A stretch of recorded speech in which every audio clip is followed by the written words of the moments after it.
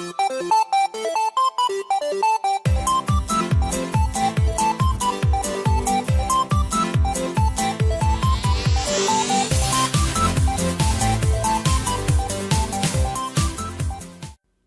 Guy, welcome to the AMIGArama podcast. I'm your host Lefarius, and in this week's show we will be taking a look at Civilization. But before we jump into the game, let's have a look at this week's Amiga news.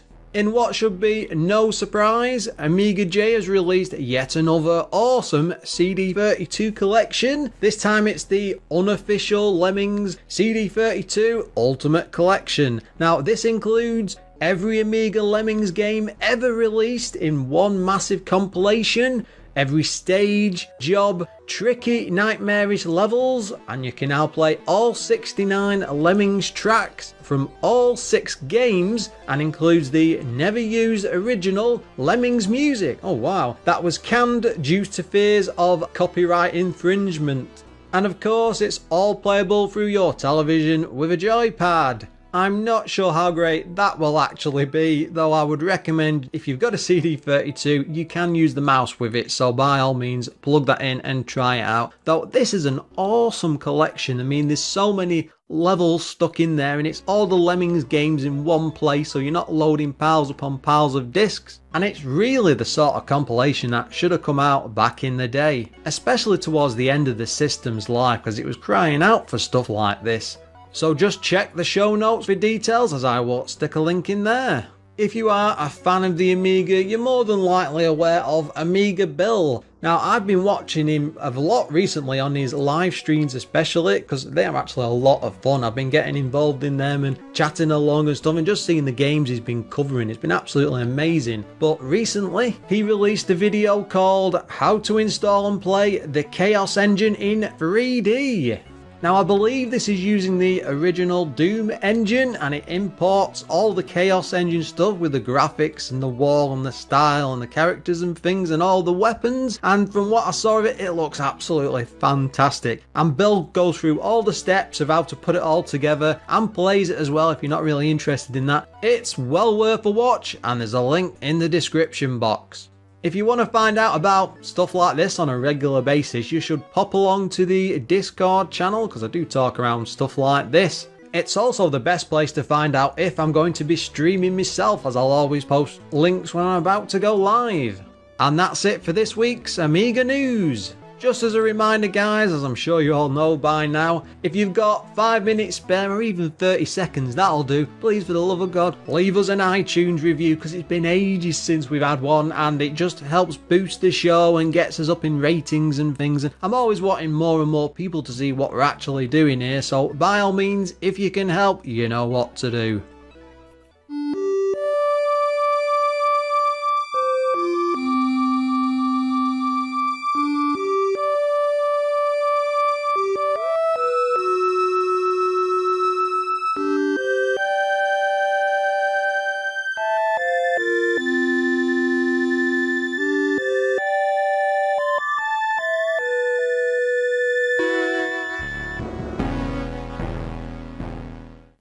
For this week, we are taking a look into Civilization, and if there was ever a game I've been dreading actually covering, it's this one. And that's mainly the fear of what people would actually think my opinion of it would be like, and whether they complain about it. This doesn't mean I'm going to start digging into the game into sense of, you know, saying it's terrible or anything like that, because I'll say that now, it's far from it. But this is one of those big famous titles that everyone's really familiar with. It's right up there with the likes of SimCity and I suppose Mario. No, they don't compare in that sort of a way, or Sonic the Hedgehog. They're always at the back of people's mind as one of the earliest type of games of its kind, and it's got a lot of history behind it. And anyway, I was really worried about coming back to this one. And funnily enough, when I started doing the history stuff and bits of research and digging into things, I started started looking at the original manual online, and I just remembered how big it was, and it was effectively a bible of information and detail, and a lot of that has been brought over into the main game, but as itself it's a very impressive book to read. And yes, I went and bought a copy off eBay. It was only about a tenner, and I couldn't wait to get my hands on it. And today we're going to cover Civilization, the AGA version.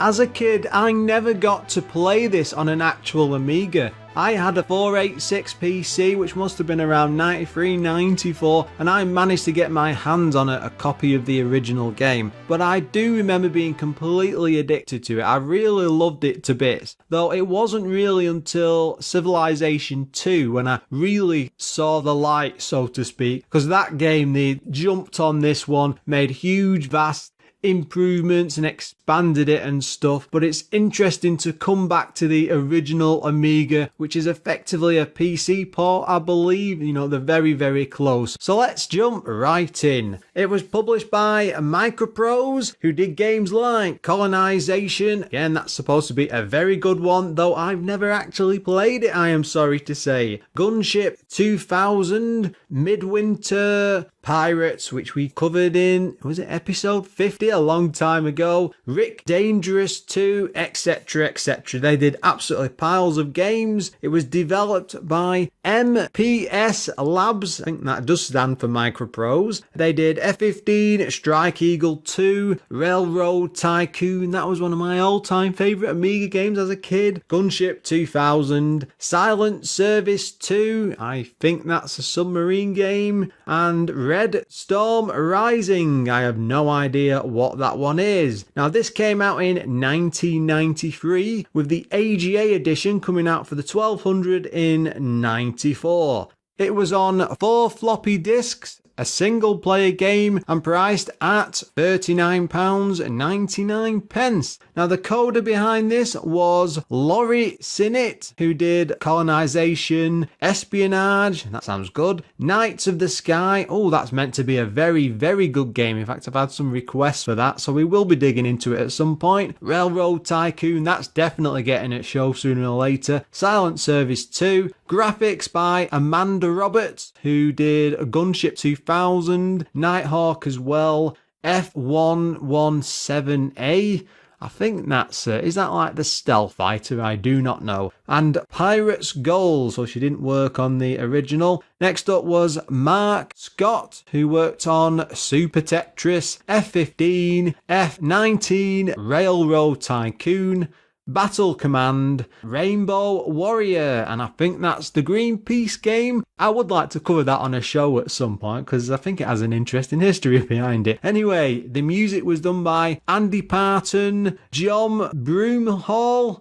Matthew Cannon, and between them they did games like Pirates, B-17 Flying Fortress, that's a very, very good flying game, I remember that from being a kid. Fields of Glory, that's a strategy game. Elf F-29 Retaliator, Rainbow Islands 2, and Batman the movie, etc, etc. What an awesome game to be involved in. Batman is very, very good. Now, the AGA version adds in more colours and effects. Things like the waves on the oceans lapping up against the waters, you know, against the shores and stuff. It's nothing too major or amazing, and it's just general bug fixes. It's the better version of the two to pick up, though if you end up with either, you're not really going to regret it. There's a few more sound effects and music bits stuck in here and there, though I will say straight away, there's a huge difference in price between this and the original, because even at the time when it came out, the original was £20, whilst this was priced at £40. Now, on the development side of this, Sid Meier said that SimCity helped actually inspired Civ,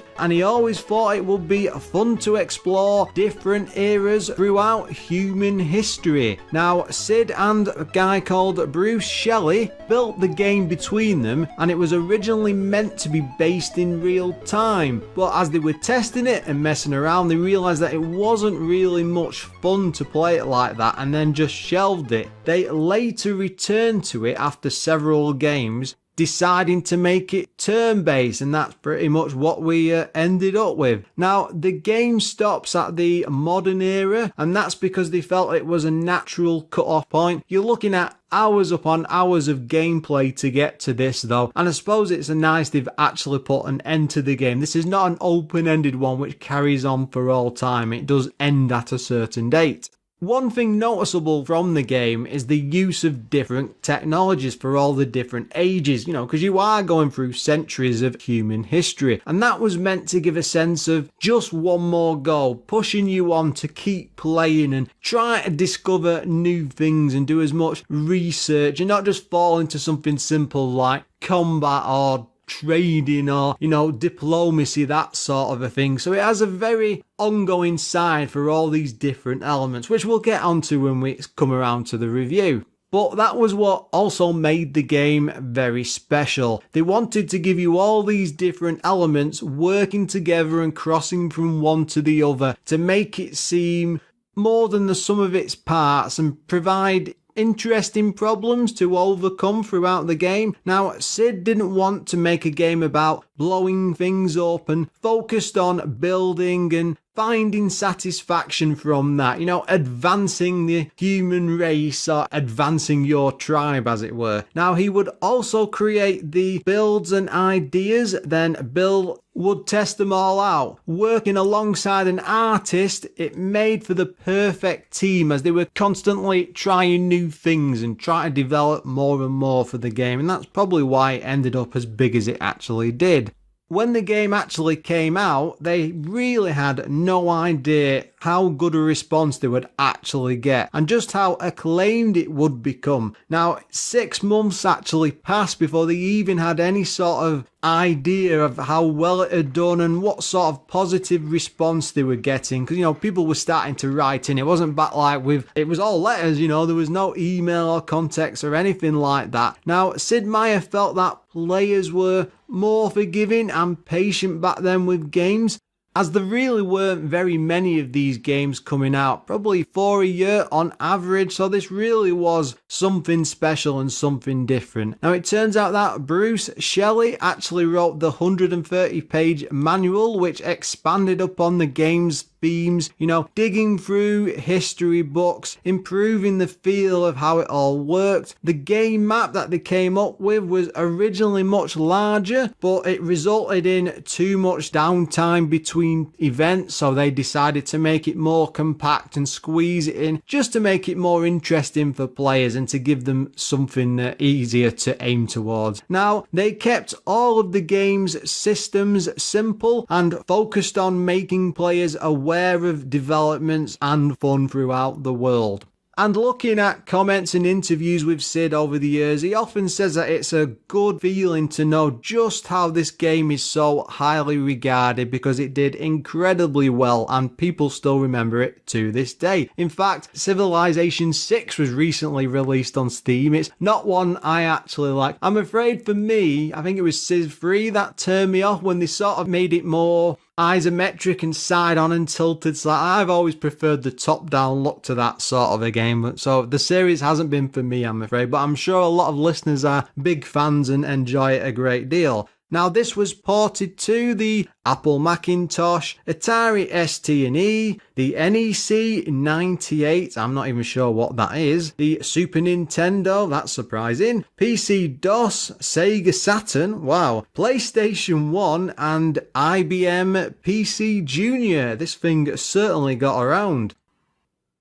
With this being a strategy game, there's not really any sort of story. The manual does go into a bit of history and sets you up and stuff, though when you first begin the game, there's this really, really wonderful intro movie which has got this stunning set of graphics and view of the planets and scrolling through space. It's really these great scene-setting visuals and some truly wondrous music. It feels like you are seeing history in action. It grabs hold of you and just says, this is Civilization. You will play this game. Now, to begin the game, it's nice and simple. You can get a choice to pick a difficulty from Chieftain, which is the easiest, right up to Emperor, which is meant to be the toughest, and you get to choose from 3 to 7 different civilizations. Now, these are all different ones that you get to face off against, of course. The list includes things like the Romans, the Egyptians, the Americans, and during all this there's a nice flurry of music and lots of text describing your rise to power, similar to pirates in a way. Now each tribe of course has different skills to help you build for things like currency, trading, mining, irrigation,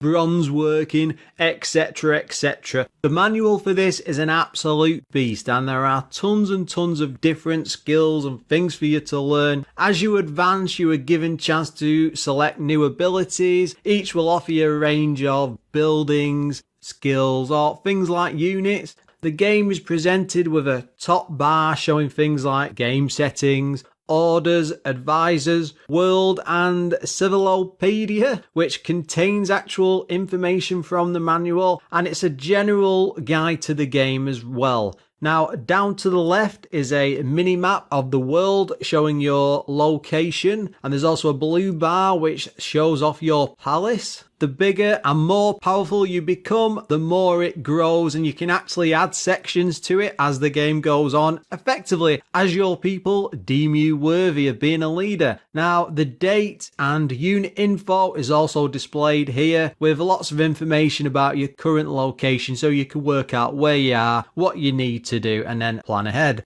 Now, the world is covered in a weird sort of black fog, which opens up as you explore with lots of different land types, things like flats, sands, hills, rivers, oceans and mountains, all of which can be explored with your units. Now when you first start the game, you're given a settler unit which gives you the chance to just move around the area, see what's there, and the goal is just to create a city. Now from this you have to scout out a suitable area. It's got to have things like water and food, you know, for things like fishing and farming to help your city grow and improve it. Now each unit can move a number of times per turn. Yes, this is turn based. Now, things like the settlers, they can build roads and cities and just generally explore the lay of the land.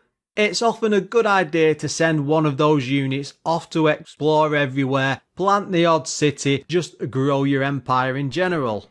The whole push of the game really is to expand, explore and defeat enemies. You can use the mouse cursor or the keyboard to move around the screen a single square at a time. It's quite short though, you do get different moves per turn. Now inside cities, when you finally get to build one, you can create simple things like granaries, barracks or even wonders of the world. Now that can be big things like to do with the Romans, you know, like the Colosseum or the pyramids, and I think there's also what's it called, that lighthouse. Is it Alexander's lighthouse? I'm not entirely sure. My history isn't great right now. But the point is, each wonder does something great for your city. It gets built after a large number of turns, which is effectively a large number of years as well. It's not something you want to be doing without some sort of forward plan.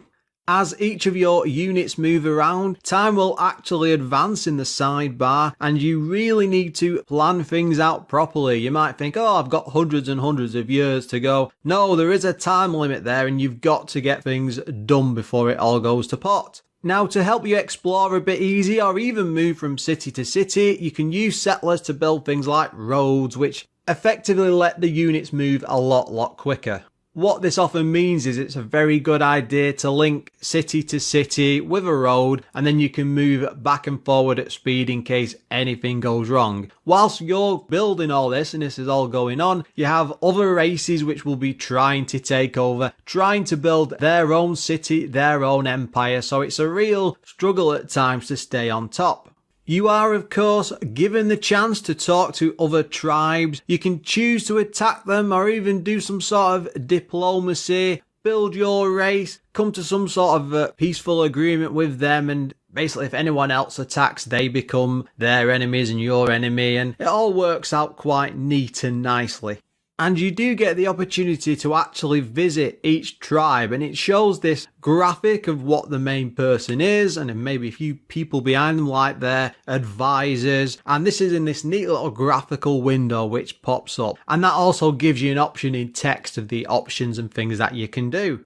If it sounds like I am freewheeling this a bit, I am, because there's so much to cover and so much to go into. It's really difficult to get all this nailed down, so please try and bear with me. Whenever you do simple things like building cities, you get shown this neat little cutscene and a little graphic that pops up, and you actually see your settlers or your units move to the side and put some buildings up, and it adds a nice little flurry to the game and makes the world feel a bit more real. It's not just about settlers though. Simple characters like military units can actually be parked in cities or even create their own forts out in the wild, which is quite handy if you've got some enemies and you want to maybe post a unit off to the far side to attract some attention away from your main city, perhaps while you try and either explore or build yourself up. You will often receive diplomats from the other tribes, often before they decide to attack you, or even deciding if they want to come to a peaceful arrangement. And at the same time, you can even send things like spies to sabotage things. But if you do that, they can do the same. Everything you can do, they can do too. There's just so much to actually do in this game, and I'd effectively run out of podcast time before I even got to even half of it. The manual again is an absolute beast. There's so much information in there, there's so much going on, and it's presented in a really neat, great way. You've got the manual itself, or if you haven't got it to hand, you can always go to the Civilopedia, which is presented at the top. There's always some information there. It always gives you a good idea of what you need to do and how to work your way around it. One thing I did think when I was playing this is the main game screen, it sort of reminds me of a PC running Windows. You know, it's a very simple look. The sprites are built on simple squares, but it gets the job done, and every unit, despite being these squares, it's really clear as to what they are. You know, they're not huge, they're not filling the screen or anything, but it's nice, simple, icon based. You can work out what's what and what's going on. There's next to no music, there's just little bits during events, often presented by a newspaper which flashes up on the screen. For the AGA version, they did add a range of sound effects that play from time to time, though the game is really very quiet throughout. This is a thinking man's game. It really does walk you through everything step by step with lots of green pop-up windows which help throughout the entire game. It doesn't matter what's going on. I think you can disable them. I never checked that. That's a real terrible thing, isn't it? It's quite impressive though, just how well thought out the whole experience is, and it doesn't flood you with lots and lots of details beyond what's within the cities, you know, where you can see things like population, go there to change taxes, build up units, you know, even start a revolution or see if the population is unhappy. It's all presented in a nice, simple and approachable way. This is meant to last an age, and they do an excellent job of presenting all this in an easy to explore interface. You're not going to get stuck, and there's enough there to, if you do get into a situation you're not sure about, you can always look it up in the info, take your time, pause, come back to it, because the answers are all there. It's that part of the show where we take a look at the problems with the games, and one of the first things I wanted to bring up this week was that I'd just like to apologise. First of all, this is a real mammoth task of a game to cover. It's absolutely massive. There's never been anything that I've covered to this degree or dug into like this before, and I'm pretty sure I've missed some stuff along the way. It's a huge game, there's so much going on, there's lots of different elements, and I'm trying to cover as many different things as possible. And if there's anything obvious I've missed and you think I'm a bit daft, then by all means drop me a line or comment, but again, I am apologising for that now. Now let's get on with the actual game problems. First up, this isn't really an issue with modern systems, in the sense that you've got like the hard drives and emulation. It wasn't really something you could do, obviously couldn't back then, though This is really slow to play on a standard Amiga, and it's just because it's not really, well, capable's not the word, but it is rather taxing on the system, and it's quite slow to take turns, and the Amiga 1200 port does a lot better. And of course, if you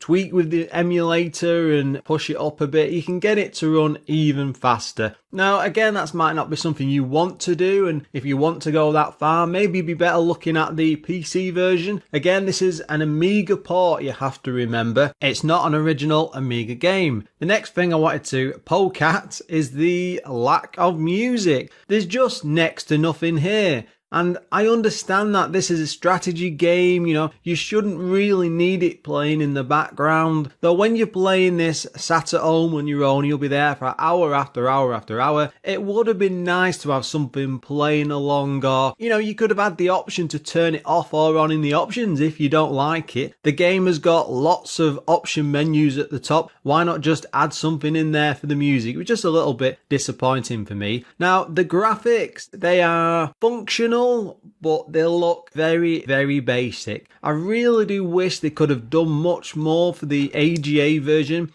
I've compared the two, I've looked at the standard and the AGA. There is a difference there, and it's just simple things like more colours, fancier effects. This is the Amiga, and it does seem a bit of a wasted opportunity that they didn't take a moment or even take advantage of the system and do something a little bit extra with it. And finally, my biggest problem with it is, and this is a weird one, because the menus along the top of the screen, there's like a weird delay when you go over them to click. And when I first started playing the game, and I was sat there scratching my head because I was sure it wasn't actually working, or maybe the mouse was broken, but there's enough of a delay there that you think, have I actually pressed the button? And then the menu will pop up, and it's very confusing. And again, this is a bug from the original game. I read a few reviews and things, and a lot of them picked on this and just got annoyed by it. It's a shame it's not really had anything done to it. Now, unless it's just me, and maybe it's the version I've been playing via my emulator, I'm not so sure. Let's take a look at the magazine reviews. First up, Amiga Format gave it 95%. Amiga Power 89%, CU Amiga 86%, and Amiga Action 92%. Now that's high praise indeed from the magazines, though they did pick on the music and price for the time. This is a follow-on from the original game, which is already a PC port. You could pick that one up for about £20, $20. And then you would get this for £40, which is a couple of years later. Now, that's a bit of a rip-off, to be honest, because the extra bits and the little bits they fixed, I don't think it was worth double the price.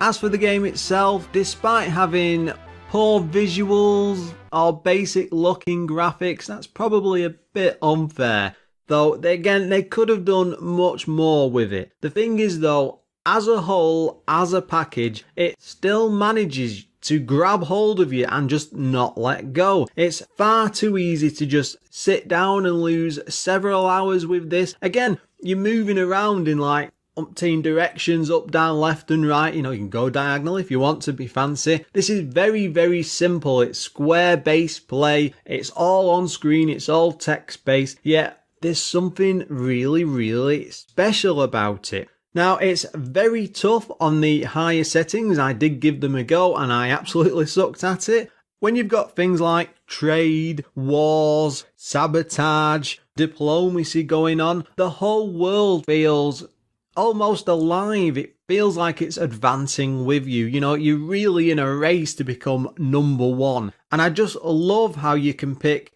Earth as well. That's absolutely amazing, by the way. There is some effectively randomly generated planets and things and worldviews, which is fine, but I love the fact that you can then select an ancient race from Earth and then use that to build your own empire. You could be successful with Rome or take the Egyptians up to conquer the entire world. That's really very intriguing, especially for a strategy game. I also loved how you could select your units and then push them out into the great unknown and go and explore all these continents, and it was very satisfying. And I was actually a little sad to reach the end. I always want to just keep on advancing and conquering more and more, which is always a very good sign for a game. It shows that it's got its claws into me. Now, as a PC port, this really does push the Amiga in a sense of strategy, because there's so much going on at any one point. It's not just you advancing, there's all these other cities and tribes just wanting to survive.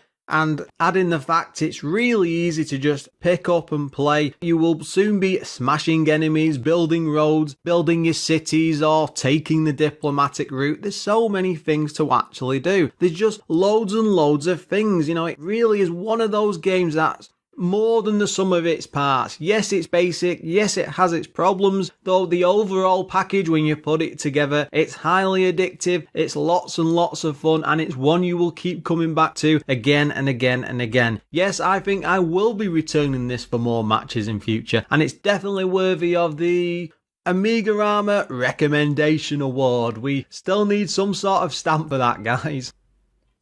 But it's time to bring the show to a close. If you have any comments about what you've heard today, you can drop me a line on lefarius@amigarama.com, or even follow me on Twitter, which is @AmigaRamaPod, or even come along to the Discord room. I always leave the link in the show notes, so it's well worth coming in there because it's quite active and we're always chatting away. Of course, before we go, we have to send out a huge thank you to our Patreon supporters. If you'd like to support the show as well, you can pop along to patreon.com/AmigaRama. And they are Adam Bradley, Darren Coles, Figgy CTZ, Graham Vebke, Glenn Milford, Jason Warnes, O'Brien's Retro and Vintage, they have a great website, Retro Ravi, Richard Legg, Sneff and Treble. Until next time, guys.